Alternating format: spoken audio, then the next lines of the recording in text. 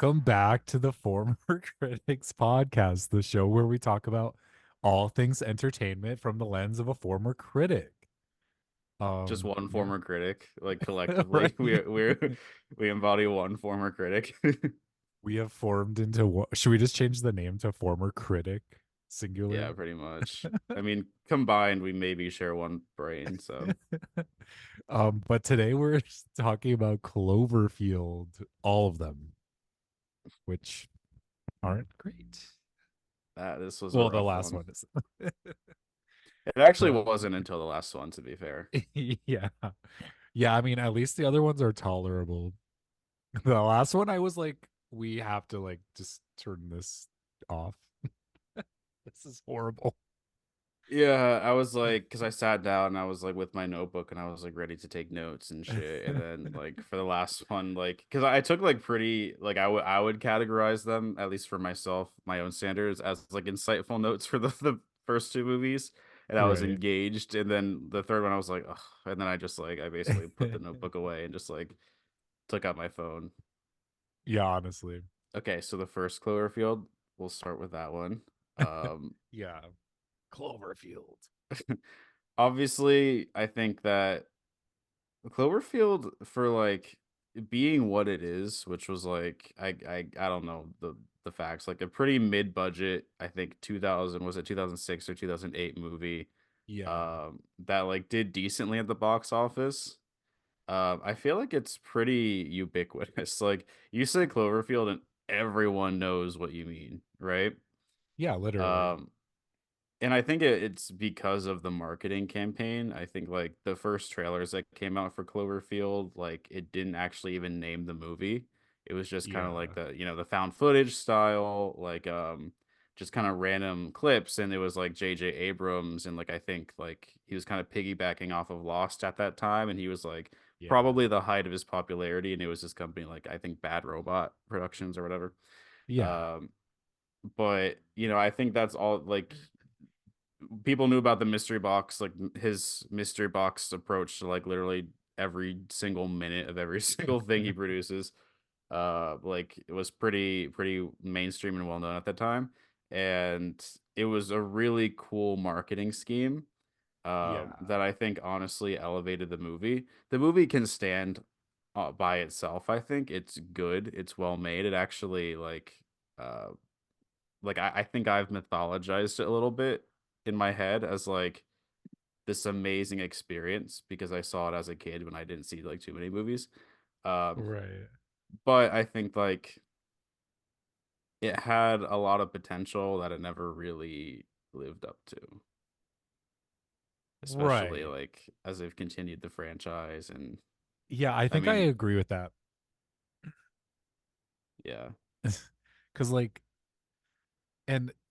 I was reading that like when they first like came up with the idea for this and they were hot like they were auditioning for the roles, they just like sent them scripts of like Lost and like old JJ Abrams projects because like they didn't mm, want to even reveal to the actors and actresses like what this project even was. And sure. it like just kind of like came out of nowhere as like this big phenomenon. And I kind of was a little jaded when it came out because I don't think I really enjoyed it or appreciated it for what it was or is. Did you see it in theaters? Uh Actually no, I think I waited until it was like out just like on DVD or something. Yeah. Because I went to see it with my family. We were in like what, like eighth grade when it came out or something like that. Yeah. And I feel like I remember like distinctly like coming into school the next day or whatever and being like, well, I saw Cloverfield and guess what? Like I know what the Right. mystery is and like I know what the monster is and like all that stuff. Like I feel like I remember like feeling so cool because I saw Cloverfield and it was like for some reason I don't know how my parents like decided what movies to take like me and my brothers to go see. But we saw Yeah. this and we saw like that Total Recall remake with Colin Farrell, like I forgot about that. absolute dog crap.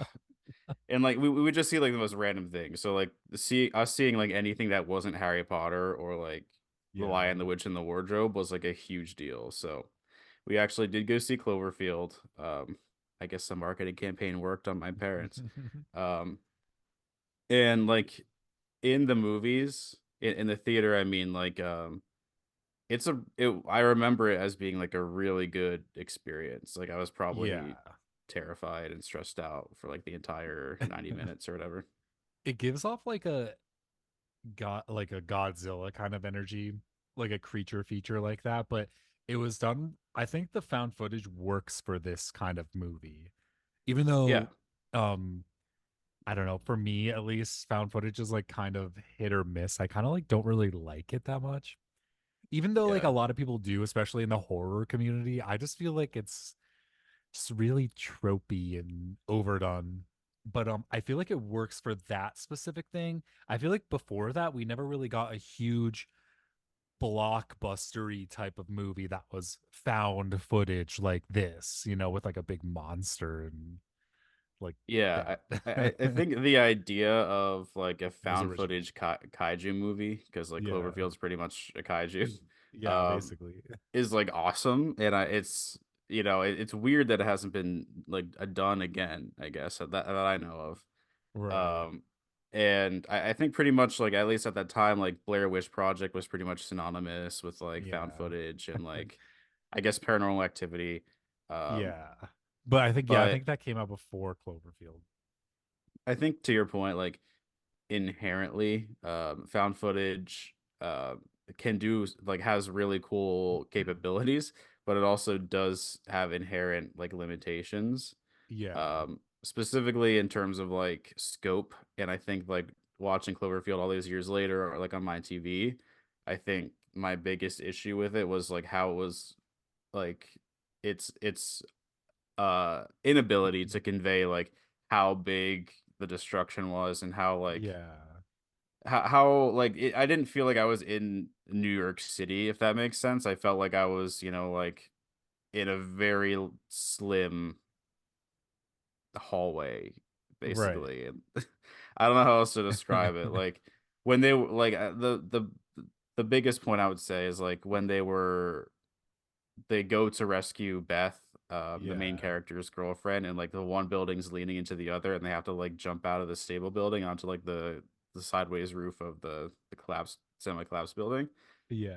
Um, I wrote in my notes like that scene was like a huge missed opportunity because of the framework that we see it happening from. Just Right. someone like holding like a handheld camera, like it didn't look like they were scaling like 39 feet in the air or 39 floors in the air. I think they said we really just see like okay, there's like a curved Yeah. Yeah, ramp that exactly. they go up, and like it does like obviously like there's no possible reason, there's no excuse to like show like the edge and like pan down and show how high they are. Like that's not possible with found footage. So Yeah. I wrote down like that scene was such a cool idea that like they couldn't just execute in a good way just because of the limitations. Yeah, true. And Yeah. yeah, definitely. I feel like some of the scenes like where they're just kind of like going through buildings and it just yeah, I felt like it was like there was like more potential, I guess. But I did like how like they I felt like they kind of got right into the action, which was Hmm. cool cuz like a lot of these types of movies, especially nowadays in my opinion, they kind of like try to give us a lot of like backstory and I just felt like this one worked with like the characters, whereas like you have like TJ Miller, which I don't really like that much, but he's Yeah. like his like comedic approach to things was kind of cool, like where Yeah. you have the the relatable dorky kind of guy, and then um just like the other kind of characters, I guess. But I felt like that was done well Yeah, I like with okay, the so found I footage, don't I think guess. I don't think I saw this movie since I saw it in theaters. I might have seen it like one other time since then, but I haven't seen it for like I Right. would say at least a decade. Um so I didn't remember much. The clearest memory that I had was the party scene in the beginning, ironically enough, like when like there wasn't even Yeah. any action, it was just like all the character introduction, just because I thought the way that that was filmed and how they like kind of injected like the drama between what's his name? The main character, Rob, who they're throwing the party for, right? Yeah. And his like I guess recently ex-girlfriend Beth. I just thought that that was like so cool, and then it introduces like Marlene, who I literally did not know Yeah. until yesterday or 2 days ago that she was played by Lizzie Kaplan. Oh, I right. never I Yeah, never yeah. connected that. And then and I just like I didn't know much about like actors or actresses when I was a kid and I was watching it. So I never like I was just like, who's that creepy girl? Like I don't like her.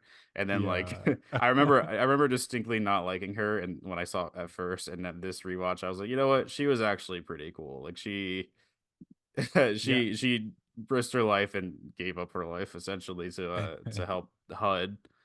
Yeah, Uh I thought her character was really done well, but um I was reading that she was like kind of upset that she didn't know about the project. Like she thought it like at first it was like a cool idea that they weren't giving them the script and everything.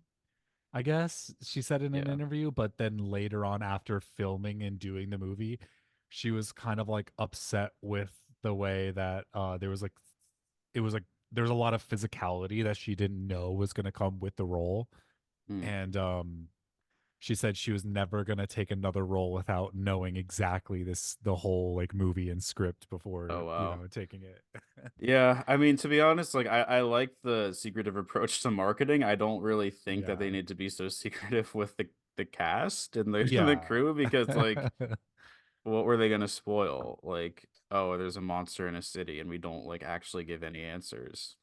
Like Yeah. that's that's the movie. Yeah, So literally. that's the internal secretiveness is weird to me. But I thought like I liked how they kind of approached the movie where especially for like I felt like half the movie you don't even see like the monsters like up close or like at Yeah. all really. Like you kind of like see them like in the distance and you see like buildings toppling over, but you don't really get a good look at them for a while. And I thought that was done really well because it adds a lot to like the intrigue and like suspense in the movie to keep the movie going along. It Oh like yeah. if they just like threw like the monsters like right away at the beginning and you just like saw this like CGI'd like huge monster thing, you would be like, oh okay, like this is just like another Godzilla type of movie. Like roll my Yeah. eyes. And I did like yeah, I completely agree. And like the really good shot that we get actually comes at the very end when he's about to when the monster's about to eat like HUD, Right? which Yeah. like by the way I don't like they Why had to be is like that his name? directly yeah well sure that too but like I mean, in that scene, like their helicopter crashed and like they were like Yeah. trying to like help each other get out.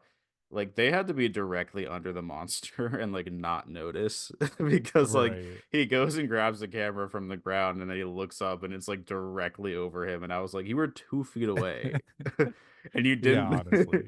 they didn't notice. That was like again a limitation of found footage, you know. Yeah, And sometimes it speaking, like doesn't yeah. make sense because you're like, why are they even like still holding the camera kind of thing?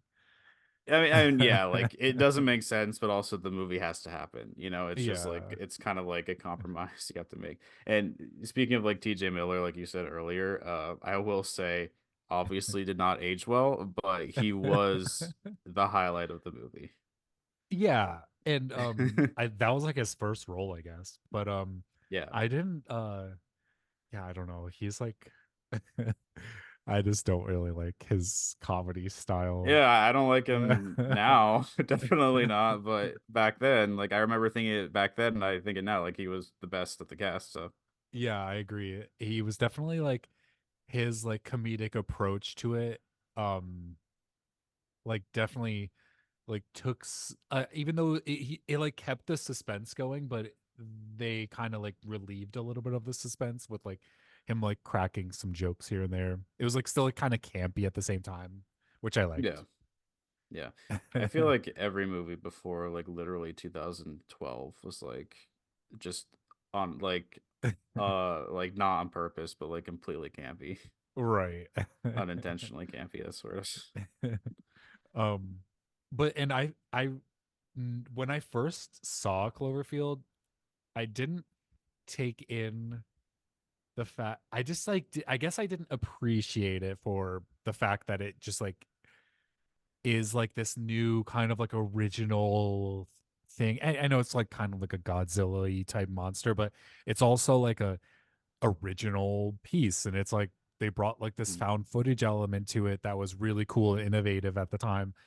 And I don't think I really appreciated it that much, especially when everyone was like coming to school being like, "Oh my god, Cloverfield's so cool," and I was just like, Me. "Oh, it gagged me." But then Yeah. once You were a critic even back then. yeah, honestly, and then like I saw it then, and I was like, I don't know, and then years later, I watched it like on TV, and I was like, wow, I actually really like this. Like I'm kind of Yeah. like like drawn into like the story now, and now I definitely like appreciate it for like the like this what they kind of came up with back then. Yeah, I would say like my one criticism is like what I already said, the limitations of Yeah, found footage, which like, even that can't be like fully held against the movie, I feel. right. I also did write down there's a lot of cheesy dialogue, especially in the beginning, at the party. The one line I wrote down is like Rob as he's like mourning the breakup between him and Beth. He's like, Yeah, "There's no together, just me and her separate." yeah. It's just like Like that's what? literally how I talk about you. Right. Oh my gosh. What one day we'll get to the text message pod. I know. Even the messages shortly before this are like, whoa. We should just make a found footage movie about our lives. Of just us texting each other. Oh my gosh. But uh yeah, I really like this one, and I just don't understand like how they could have like fumbled the bag with this. Like they could have done something like really cool with this franchise, and they just kind of like I mean, like I like the second one and we'll get to it, but like I just still feel like they kind of just went some like other weird route with it, and I just do not Yeah. understand like what they were going for. Well, I completely know how they fumbled the bag, but I guess we'll get to it. What, what do you mean? I don't know. Let's save that until like let's say the full series retrospect until we get to like the third part. All right, all right. Well, should we move on to the Yes. second Clover 10 Cloverfield Lane, you know? This had Um, like I feel a similar marketing and announcement scheme. I actually don't specifically remember it. Um, right. but I feel like it was just like the title release and people were like, is this a Cloverfield movie? And like there was a lot of like speculation around it, and it had like a pretty similar intrigue of like Yeah. how the hell does this factor into like Cloverfield and the universe and stuff. So again, like I think that it had a really good continuation of like the cool mysterious marketing. Yeah, I definitely like the marketing like aspects of it, and how they kind of like draw you in to like the intrigue of like the mysterious, like what like you said, like is this like a Cloverfield movie? Yeah. But then it's like, yeah, I guess. I guess it is. I think so. Basically like 10 Cloverfield Lane and Cloverfield Paradox, which is the third one, were essentially movies that were already in development under different titles that were then like folded into the Cloverfield universe. Well, And that like, makes sense. Why nothing makes sense? yeah, you didn't Like, know that? no, what the heck? Wait, you didn't? Oh my God, I'm for once I'm more prepared than you. Yes. Um, Yeah, no, these were like supposed to be the original name for 10 Cloverfield Lane was called The Cellar, and then Right. Cloverfield Paradox was originally called The God Particle, which was like, by the way, written to be like a completely low budget movie that we essentially got, but the aspirations for that one were never high. um Right. but they were actually, I believe, far into the production of 10 Cloverfield Lane before it was reworked into the Cloverfield universe. So they actually, I don't know what they went back and changed specifically, Um, Why would a studio literally do something like that? Like make the whole idea of Cloverfield and why it works is that it's like kind of like this like it's mysterious, but it's a cool original like idea. I Why would would you say take like a that different movie and like take it and make it I don't know. I would say on paper it's a good idea as long as like the movies that they bring into the fold are good. With Yeah. 10 Cloverfield Lane, I would say like actually mixed results. I would say though overall the vision behind it works really well, I think. Yeah. I really liked that um like the idea of it like kind of like being a little bit you still like even at the very end of the movie you still have like questions of like what kind of like direction are they going to go with this, like you still have like a lot of questions that are left unanswered, but Yeah. I kind of like that about it, and I like the mystery behind that, um and it tying into the series altogether. And I like Yeah. how like weird the dynamic was between the characters and the actual story, and how like um they thought this like they wouldn't be able to like breathe the air outside kind of thing because of Yeah. John Goodman's character like telling him this shit. The And reason that this works so well is because independently of Cloverfield, like if it didn't have any tie, if it was just The Cellar, like it still would have been like a really good movie. yeah, yeah, You know, exactly. I think they essentially tacked on the ending scene, and Right, like I think maybe they changed the lore because there's actually a lot of lore to Cloverfield, which I don't know if you researched, but I spent the last couple of days like looking up. There's actually an entire augmented reality game, ARG they called it, right, that explains a lot of the lore and connections between the three movies, but we'll get to that at the end too. But I right. think that yeah. I didn't know that. Well, I did. I like. Right. I was ready this time. No, um so like I think that the ARG does a lot of work to bring these movies together, actually. But I right. think that like essentially all that they changed for this movie was the backstory of like what's going on outside. Like they made it like aliens or whatever. Yeah. And then they probably changed the ending scene in response to that, which the ending scene is probably the weakest part of the movie.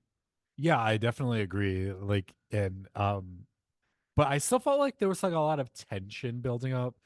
I feel like I've seen some criticisms like where people were saying that like, just because of like the way it doesn't feel fully like a Cloverfield movie because there's a lot of questions left unanswered if you didn't know about the game. But Yeah. I mean, even if you do know about the game, there's arguably even more questions. but I felt like in my opinion, I feel like the tension actually works really well, and like just them down in the cellar area, and just like the whole idea of that is, yeah, either way, even if it's not a Cloverfield movie, it still works as a good like idea, and the acting Yeah. all around, like I felt like the performances were all good too. Yeah, absolutely. I think like Mary Elizabeth Winstead, Yeah. I'm kind of like, why isn't she in more stuff? You know, like I know she was in like I think one of the Harley Quinn movies, and I know I've seen her in like other things. Yeah. Um, but she was like a really good lead in this movie, I thought. Yeah. And like I'm her surprised. I'm and her surprised it like came off like as good as it is. yeah. So I had seen this movie. I never sat down and watched this movie until yesterday. I Right. had seen like clips of it. I remember being like super hyped that there was another Cloverfield movie and then like never seeing it. But I was at my friend's house while they were watching it, and then like I had seen like some bits and pieces of it, like specifically the ending. So I Right. only had two memories of it. One was the tub of acid, which like Right. my mistaken memory was like I I had pictured the tub of acid just being out and open in the middle of the living room for the entire movie. So imagine my surprise when there was no tub of acid, when they got there. And then the very ending, like when she finally escapes, like I had a very incorrect vision in my head of like she escapes and then like there's like thousands of aliens outside and like you see the spaceship and then it just immediately ends. I literally Right. thought that's what happened in the movie. Like it ends 10 seconds after she gets out. So obviously uh, pleasantly, I guess not even surprised, but like I was like, okay, good. Thank God that was a big memory, you know. And that was it. So like I do really appreciate so like you were saying like the tension is really well done. I Yeah. think just overall it was like a really tightly written movie. I loved like the parallels, like the opening scene was her like like packing up and leaving from what we assume is like a bad relationship. Like we have no details about what happens there, but her boyfriend calls her. By the way, her boyfriend is voiced by Bradley Cooper, just Ooh. completely randomly over the phone. Why? I don't know. He just at least according to Wikipedia. We know nothing about like what happened there. It's never really Yeah. relevant. I love that the opening scene like shows her literally escaping a situation, and then that's Right. obviously what the entire movie is. Like she's really good at planning escapes. And I'm saying this to, kind of preface my argument for Cloverfield Paradox, which is like everything in this movie is like it's told like a movie. Like there's setup and payoff. Like everything serves a purpose, like the overall characterization and plot Right. of the movie. It's just really well constructed. Yeah, I agree. Um and yeah. John Goodman was pretty good in it too, even though he's like kind of hit or miss sometimes. Wait, I love the scene where he turns on the jukebox and he's Oh, right. dancing, and we just see him from behind. He's like, like Yeah. his head and his butt are like bobbing up and down in like complete synchronicity. Like that was amazing. Camp, you know? Yeah, and also I'm terrified of John Goodman now Right, why? because of this role. Oh, right. Oh, right. If I was Have you ever, have you seen Righteous Gemstones? yeah. You have? Oh wait, no, I haven't. I, Like the I thought show? you meant I thought you meant uncut gems, and I was Oh, like, right. who is he in there? No, I know what you're talking about, but no, I haven't seen it. Well, that's a show that you should watch because it's good. He's in that, right? Yeah. But he's like old as fuck. Well, what can you say? What can you do? Ain't that just the way? Right. How old is he? Like 90. He's But 71. it's a I think it's a good show. I think you would like it. It's definitely funny. It's been recommended to me before. And you just never checked it out. I don't know. I don't. Do you check out every show that it's been recommended to you? I try. Thank you very much. um, Maybe that'll be our next episode.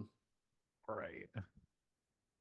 Well, with 10 Cloverfield Lane, I felt like overall the movie is really done really well, but I do agree with you but that like the ending is kind of like the weakest part of the movie.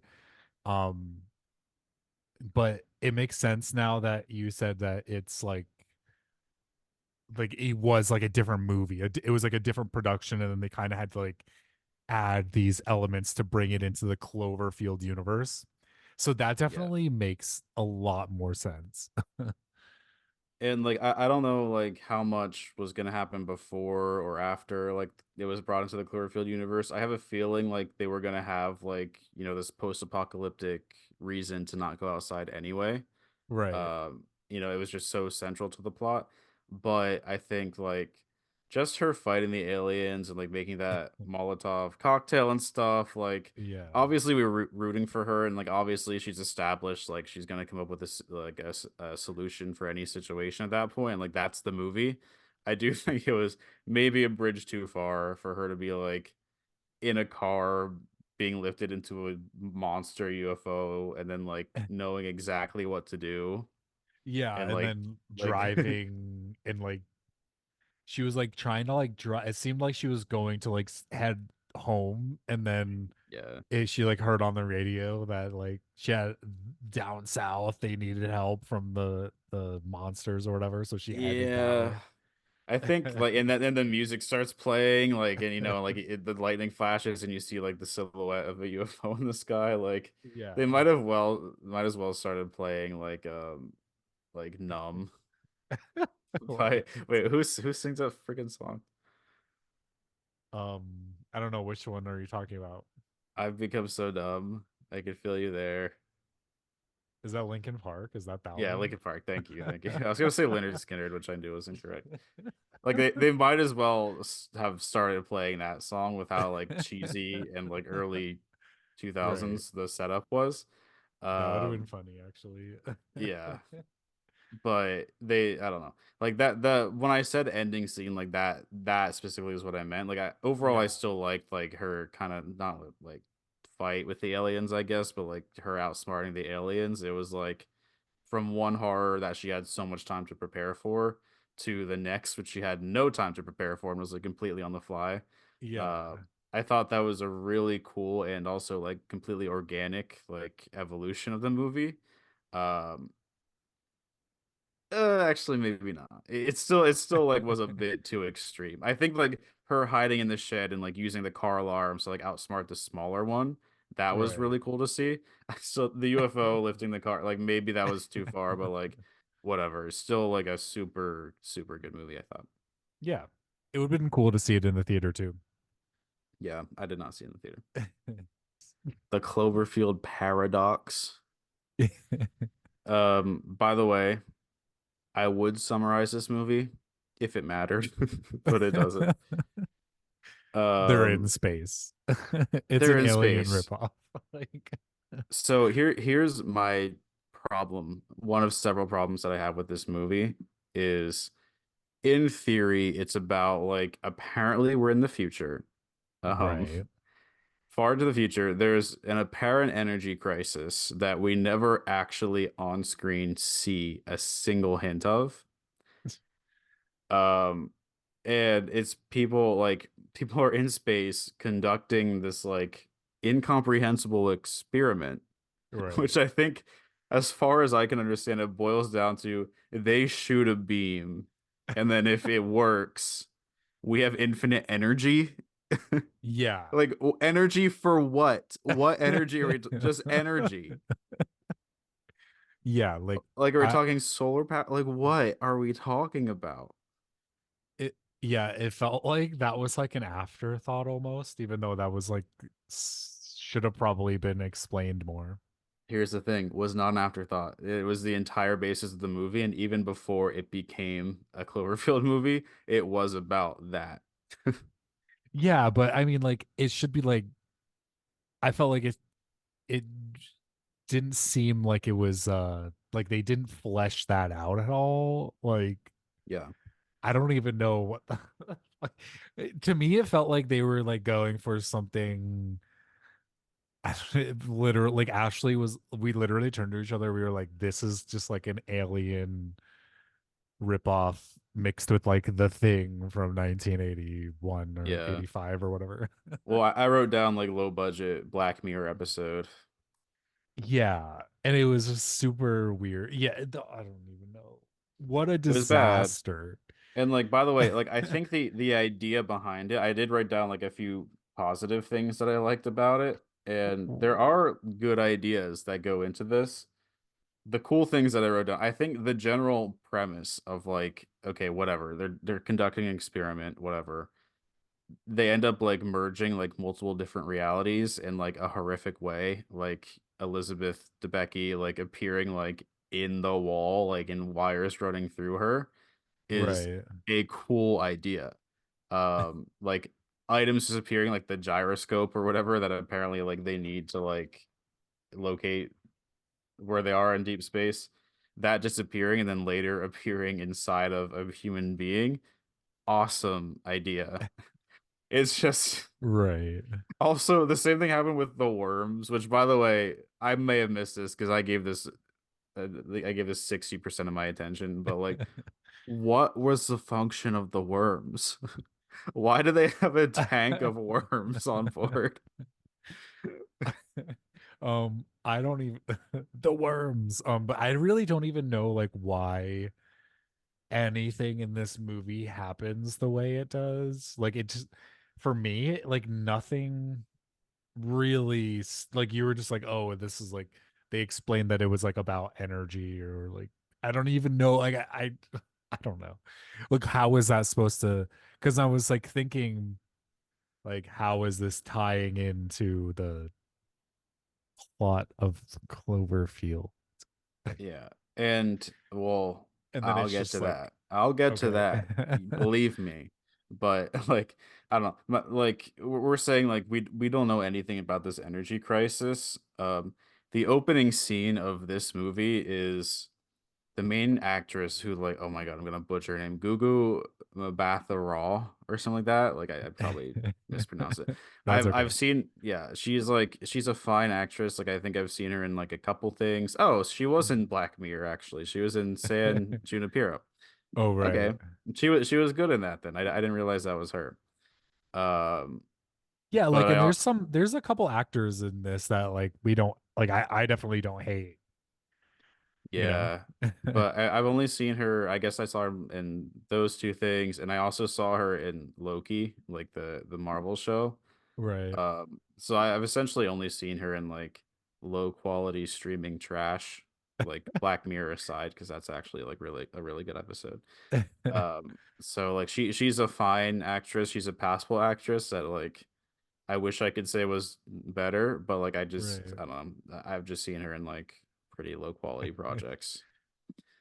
But to your point, like the cast is pretty good. Like Elizabeth Debicki is Yeah. definitely the best of the cast here, and then like I didn't even know it had David Oyelowo as Oyelowo. Sorry, Daniel Bruhl was in this randomly. Chris O'Dowd. Um, it's Right. like a good cast. Yeah. Like It's like, why would they assign for maybe they thought it was gonna be something different. Did they get told it was gonna turn into a Cloverfield movie? this also happened like midway through production, Right. which honestly, this is where the premise of Cloverfield crumbles for me because if you are going to add things into the mix, like look for quality projects like 10 Cloverfield Lane. I don't need them to like fully connect or like fully I don't need like an entirely comprehensible like timeline of lore around Cloverfield. Yeah. In fact, I think like the more mysterious you make it, the better. Um, but just focus on quality projects. Like, and this is again, this is why I freaking hate Netflix. And by the way, thanks Netflix. I Right. actually realized you are like if you're not the main household, you are able to sign in on a different TV if you sign in once in the main household. So I was Right. home recently and signed on my parents' account and then watched like a couple things and then came back and each time it lets me watch one piece of thing one piece of thing like I could turn it on for one sitting basically and it just lets me in my apartment and Right. so I was able to hack the system and that's how I watched this movie. Right. I So was I was on my mom's like Netflix for so long and that just popped up recently, but I don't know if she would like I didn't want her to like be mad that I was like jacking. She has no idea I was like using her Netflix still. And I didn't want her to like be mad that I'm like logging in here and then she gets like a message or something that pops up like, oh, uh like you have some guy freaking trying to use your Netflix. It's just me. just be like, oh, sorry, wrong sign in, you know. But Um, I don't really care to like pay for Netflix though, because it's just like I hate it. There's like rarely anything on there like yeah. anymore in my opinion. But Baby Reindeer was good, but yeah. that's all I watched that Um back at home. Here by the way, in Canada, The Office still on Netflix. Never took it off. Okay. Well, I'm saying that because you can't watch it anywhere but Peacock in America. Well, I have Peacock, so and I'm not Right. watching The Office. Guess what? I'm not watching. Why do you not watch The Weird Office? flex. What do you I don't mean? know. No, it's good. It's a good show. I'm just not watching it. I've seen the whole thing like 3 times. Yeah, but it's just like a comfort show, you know what I mean? It's like one of those shows that we just like throw on in the background if we're not doing anything. Yeah. Anyway. Anyway, What we're talking about let's stay on topic here. Like we're trying to have an adult conversation. No, I'm just we're talking. kidding. About Cloverfield Paradox. Right. Um anyway, okay. So sorry. The opening scene of this movie is maybe the most uncinematic opening to a movie I've ever seen. Yeah. It is literally the two main characters sitting in traffic, Oh, right. Yeah. Like having the what? most boring and generic conversation about like Gugu, her character, going into space to like do that. Yeah. And I guess I don't know what she's like an astronaut. Like I literally do not know why she was there. Um, and then she's like, "Oh, but what about us?" And then he's like, because they're like vaguely alluding to like their backstory or whatever, and he's like, That just sounds like a text that like I would like send you. yeah, and he's like, "We'll survive if you go, but everyone won't survive if you won't." Yeah. And I'm like, okay, like That that's a also sounds like a text I would send you. pretty pretty clear cut morality thing there. Like Yeah, I there's nothing to ponder or take away from this scene. And it's so boring. And I'm like, this is the opening. but you know, they were like setting the stage. It was like foreshadowing for how boring the movie was. Yeah, it was foreshadowing. They were like trying to warn us. But anyway, I bring that up specifically because like compare it to 10 Cloverfield Lane's opening scene, Yeah. which like I said, like it's her escaping, it sets the entire tone, it like introduces us to the character. Like compared to this, it's just night and day, and it's just like it's so baffling, Yeah. like the thought process behind this movie. And then we immediately cut like by the way like no character introduction to like the entire crew, like Right. no further explanation of like what this experiment is. And like I think comparing it to Interstellar like is an unfair comparison because like obviously that's like such an amazing movie, Right. but it takes like a full hour or so for like to like establish his life on Earth and like the risks that he's taking by going before Yeah. he's in space.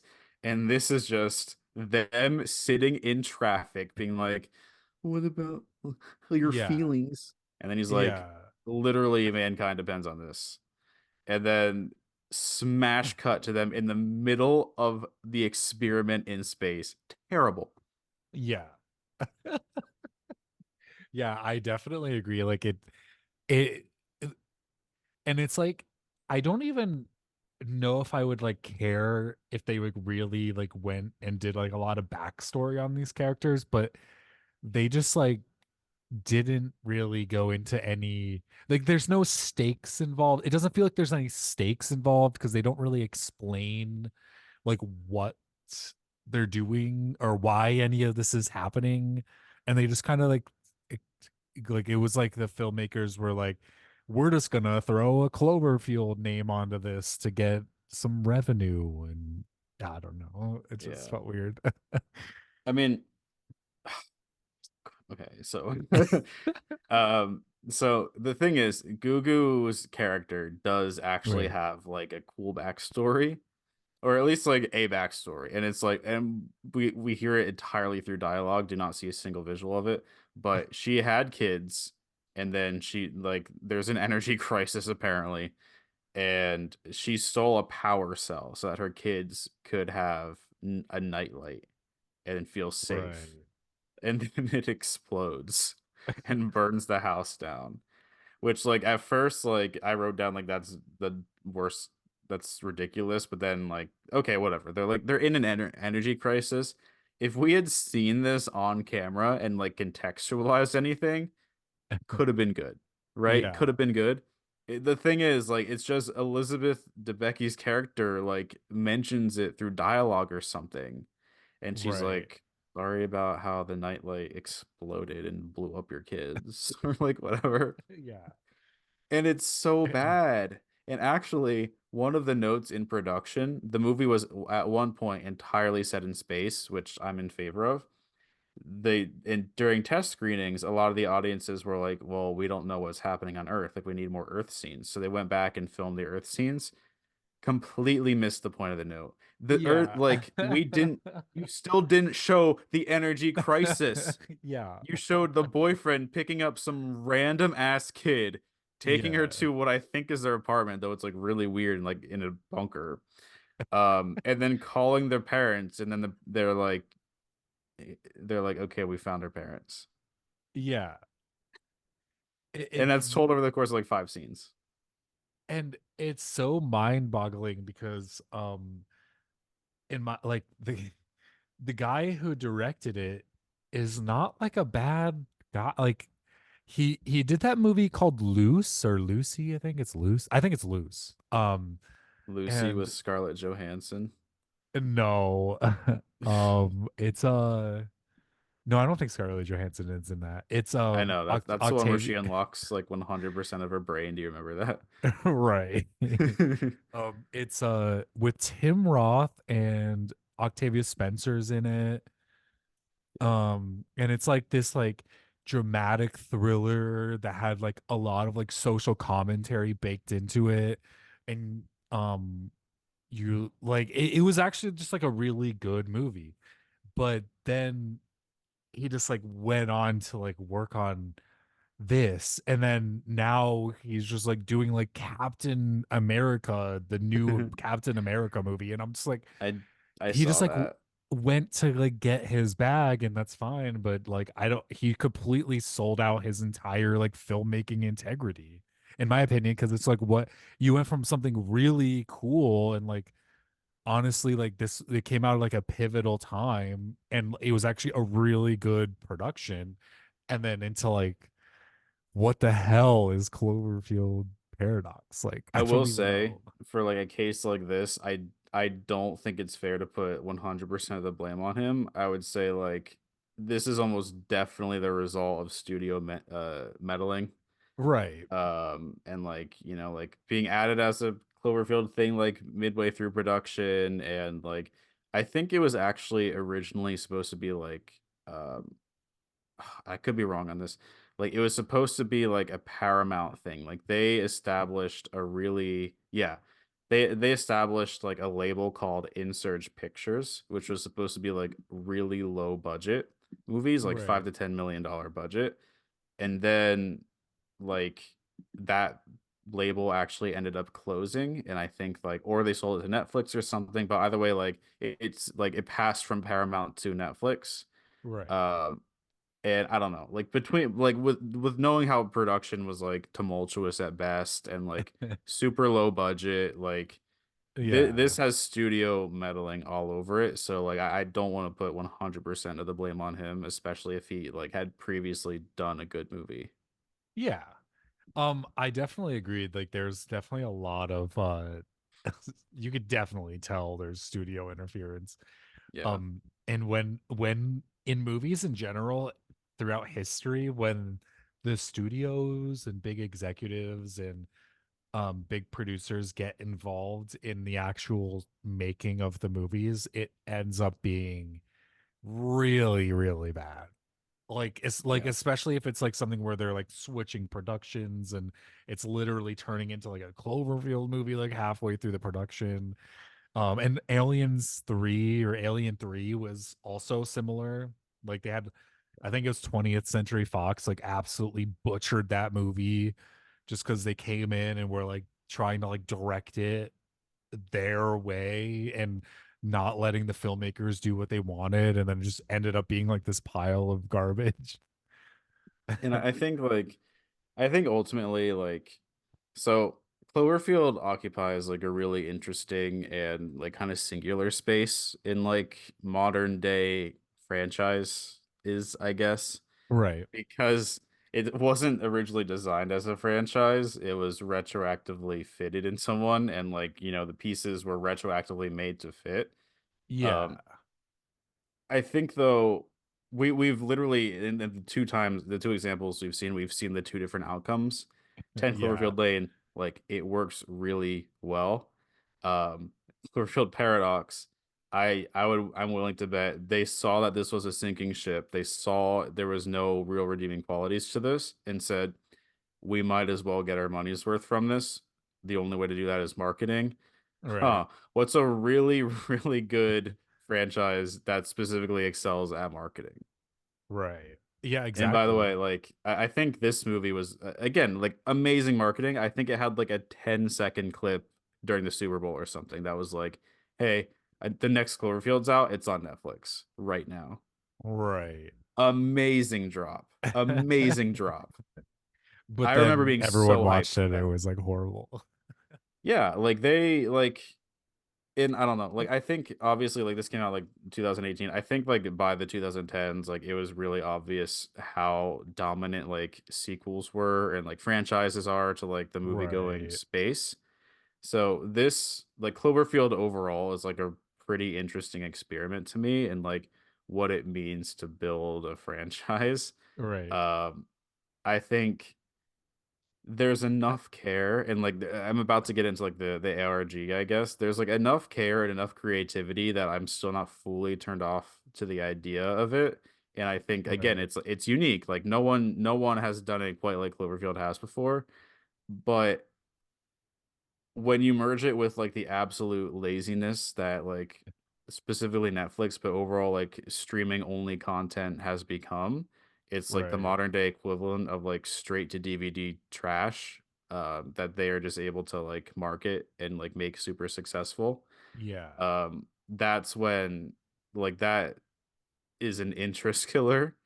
And I think like besides there's one other movie that I've seen that has like come this close to single-handedly toppling a franchise, and that's the second Fantastic Beasts movie called like Right. Crimes of Grindelwald or whatever the fuck. One like maybe the worst movie I've ever seen in theaters, and it like besides from real life politics and stuff, like I think as far as actual products go, I think nothing else has damaged the Harry Potter brand more than that movie. Right. And I had the same feeling watching this movie as I did watching that movie, which is like I'm witnessing like the end of a franchise. Yeah, and even though like the Cloverfield in general, I like in my opinion, I want movies to literally like I want filmmakers to focus on making one singular movie instead Yeah, of like automatically being like, "Oh, we're going to make like 8 of these and we have to write it into like the first one and the second one and we have to they're all worried about like the future projects and then they don't really put all their care and focus into the first one." So I like the idea of Cloverfield doing that where they put like a lot of effort into the first one, and I feel like they could have um actually this could have been a better result if they did that with the other like the other movies that came along in the franchise instead of like being like, oh, we're just gonna retrofit these other movies that are already movies like halfway through production into this franchise that we're trying to make now. They could have like actually just like focus on each singular movie and made it good, yeah. you know? I mean, I think I'll say like I think that this movie was dead in the water, like whether it was part of Cloverfield Yeah. or not. I think that it was just scooped up, just like its only redeeming quality, like I said, or its only path to redemption, like I said.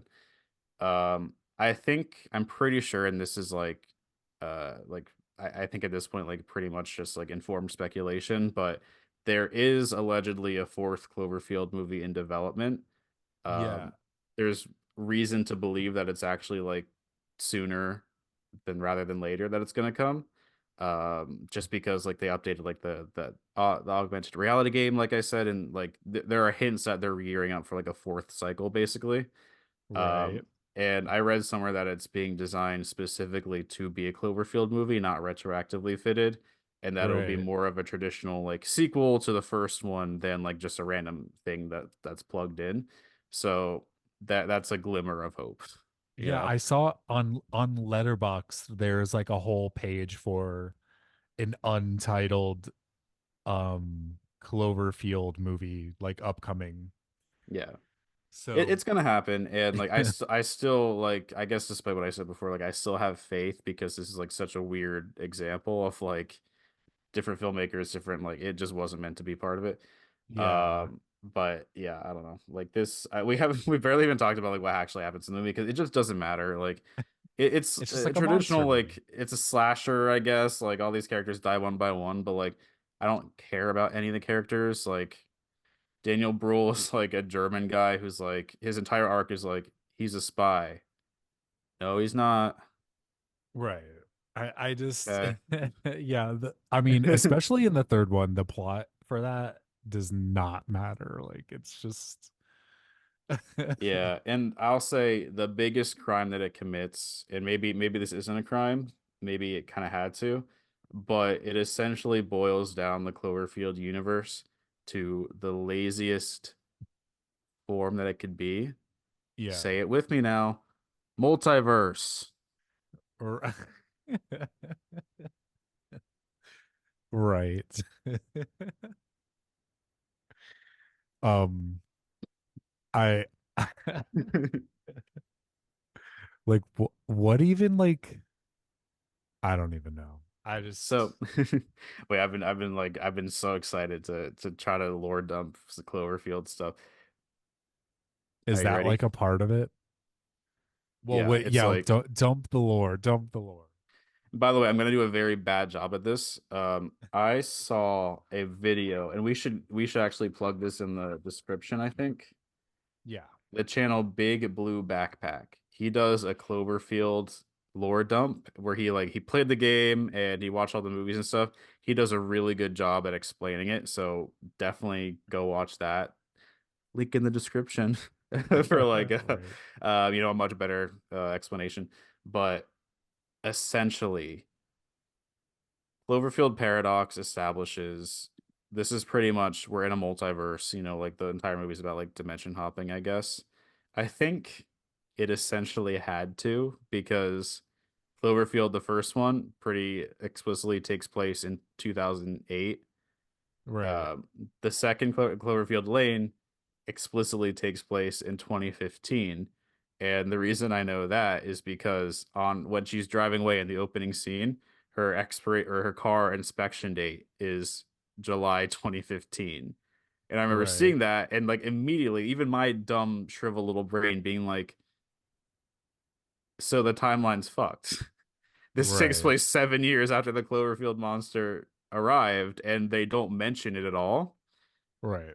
Like if you're gonna mention that, right? Like you're gonna mention it in this movie if that like happened in universe. Like as soon as he says like they're like the air isn't safe, like we're being attacked, like they're gonna say, "Oh, well, does it have anything to do with the Cloverfield monster?" You know? Right. It's like immediately, and I would guess this is like an overlooked detail of like production companies and just like how the fact that Cloverfield Lane was retroactive. Um, but they shot themselves in the foot. Like there's no explanation anymore except for multiverse. And I think they Right. probably realized that and like we're like, oh well, here's a shitty movie about multiverse. Let's do this. But that's essentially the only feasible explanation at this point because there is no such thing as like one singular timeline for these movies anymore. Um, anyway, lore dump time. There is and so there's an augmented reality game, like I said before, which is essentially an internet scavenger hunt. Yeah. And it's been going on since like 2008 or maybe even like actually probably 2007 as marketing for Cloverfield.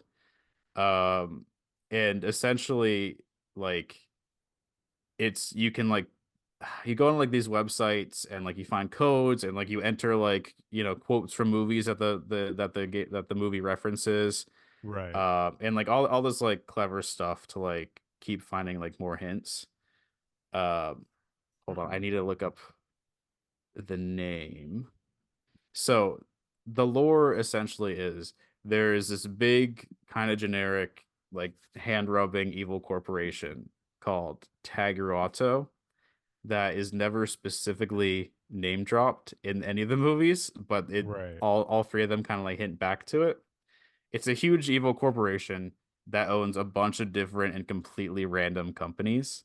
They do oil drilling, or so they say. Um, they do, by the way, they have a slushy company called Slusho, which Slusho is specifically shown in all three of these movies. It's kind of like a broader like J.J. Abrams like Easter egg, I guess. Um, Right. Okay. but there's actually literally in Paradox, there's like a long like 3 second shot of just like they had a Slusho bobblehead like near the beginning of the movie. Right. Um, and then actually, Slusho is the company that Rob, the main character from the first Cloverfield, is gonna go work for in Japan. He works for Slusho. Right. Okay, so stay with me. Stay with me. Oil rigging, or so they say. Slusho. Yes. The third company they have is some shit to do with satellites. And like again, this is why I recommend like going to check the other video because it does such a better job at explaining. Anyway, long story short, their oil rigging is a cover up because they found an extremely addictive substance, natural resource in the ocean that I think they call like the ocean's nectar or something like that. Right. Essentially, it tastes delicious, it's extremely addictive, and it's extremely dangerous for humans to eat. In fact, whoever eats it, it makes them expand rapidly, potentially to the point of blowing up. Okay. Right. Do you remember anyone, maybe in the first Cloverfield movie, who explodes? Vaguely, but Yeah, Marlene. Lizzie Kaplan right. literally explodes. Oh, okay. All right. All right. Yeah. Okay. So they're harvesting this resource and they have like a bunch of like oil put like fake oil posts essentially set up around the world, including one kind of close to New York City. Okay.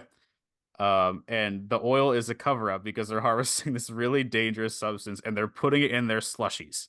Oh And my the God. slush show logo is literally like, by the way, like bet you can't drink only six. And like Right. like a lot of like completely random Easter eggs. I don't know what happens. It's one of two things, but the outcome is the same. Okay. At the very end of the first Cloverfield movie, do you know about this? It shows the shot, like they're in the Ferris wheel, and it shows that shot of the ocean.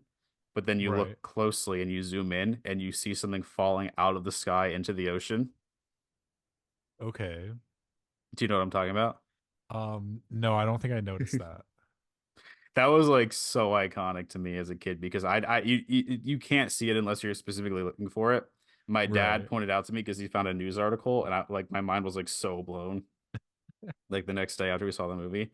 Um, for a while, people have speculated that it's the Cloverfield monster itself falling from space, but J.J. Abrams and the director Matt Reeves of the first Yeah. movie have given two different stories. I can't remember which is which though. One says it's the monster itself. The other says it's a satellite that falls.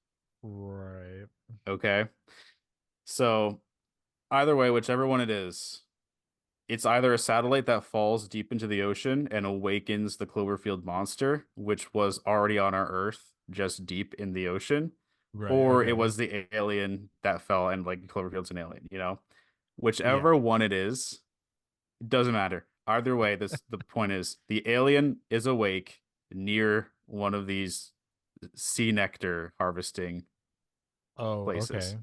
All right. Um, one of the ARGs, like there's actually like literally footage of this. It shows like that oil rig like collapsing into the ocean, and the crew's like, "What the fuck's going on?" Blah blah blah. Anyway, the point is, Cloverfield, the monster that we see, devours this entire outpost worth of sea nectar and grows into a kaiju because it's Right. bad for humans. It makes us blow up, but for that monster specifically, it just makes him grow, and that's why he's so big. And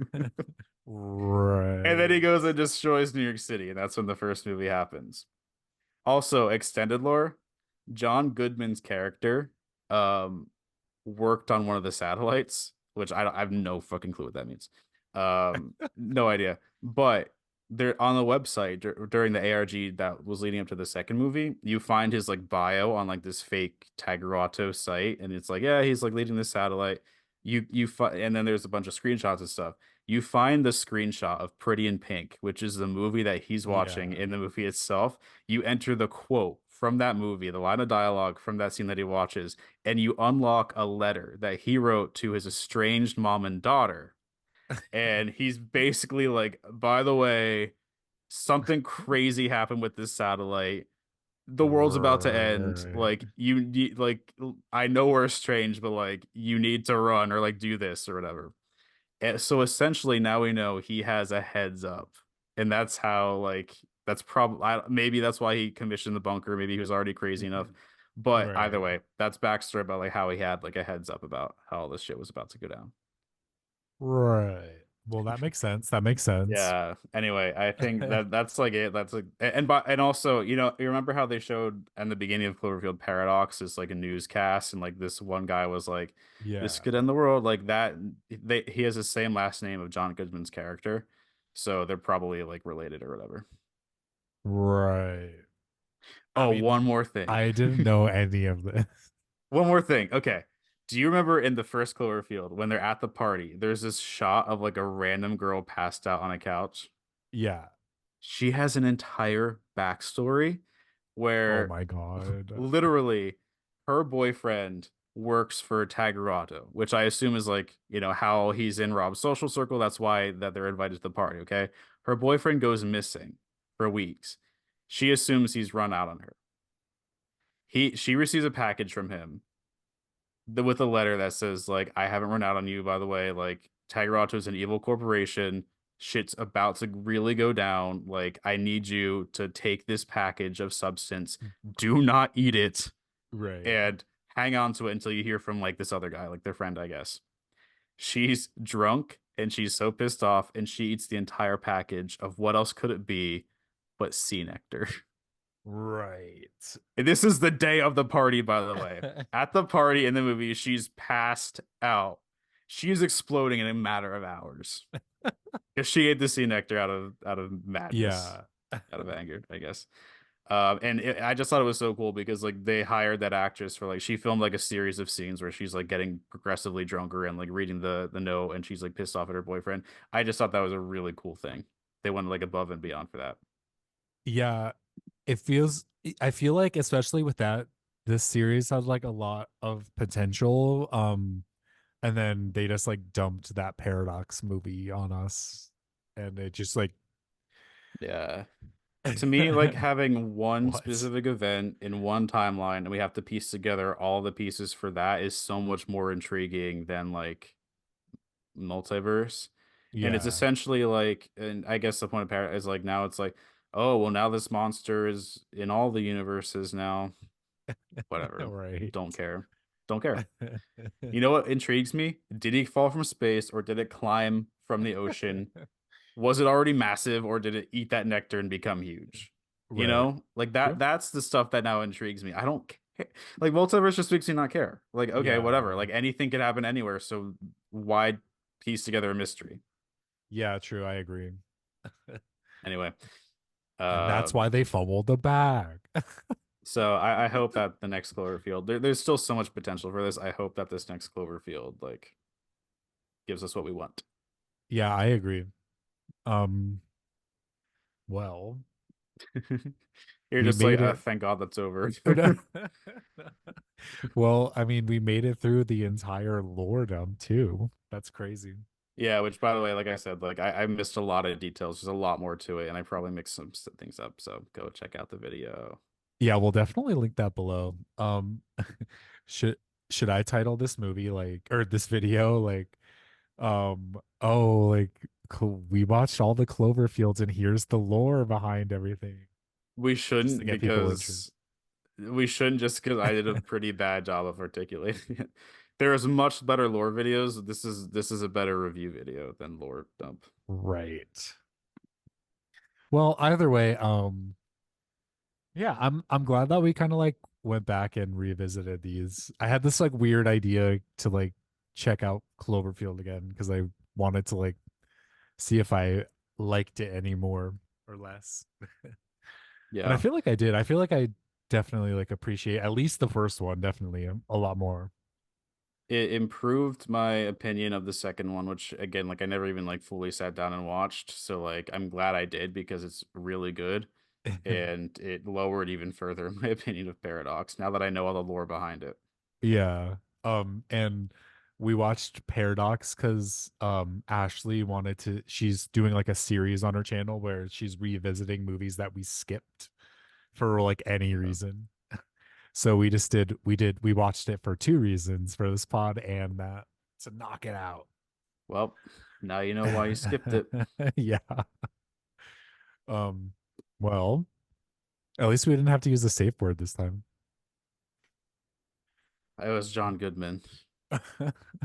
Right. Actually, we used it like several times, but you just edited around it, I assume. Right. Just like Um every episode. well, do you have Stay anything away from else to say? slushos. Yeah, stay away from slush shows. They're not